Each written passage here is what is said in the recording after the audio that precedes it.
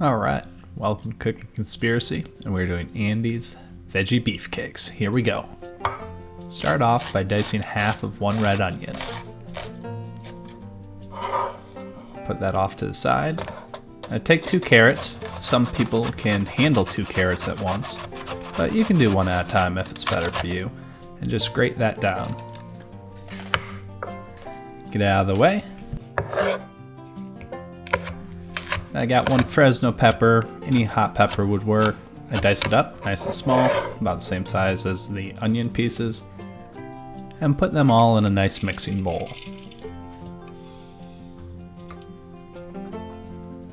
Quarter cup of panko. You know, regular breadcrumbs would work just fine.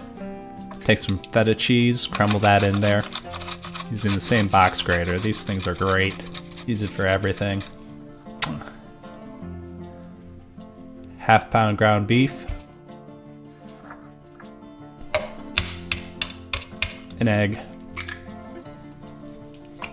Salt and pepper to taste. Put as much in as you want, but remember, you can always add more later. You can't take it away.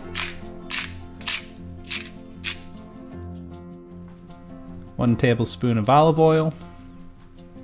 And no, I'm not some sort of freak. I'm oiling my hands because it helps when you're making your patties to keep the food from sticking on your hands.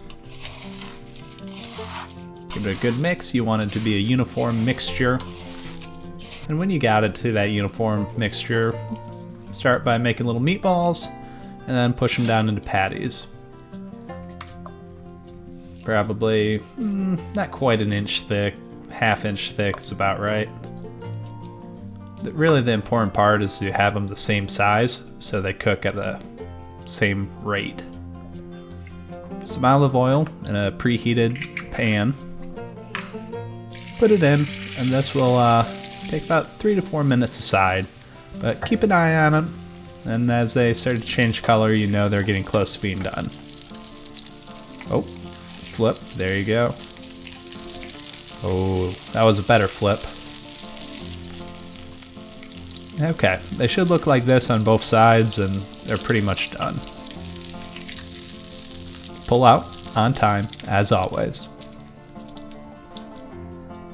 Put them on a paper towel, and then I dab the excess oil off. Serving this with couscous and a salad and my tzatziki sauce that I made the other night. Very good combination. Highly recommend.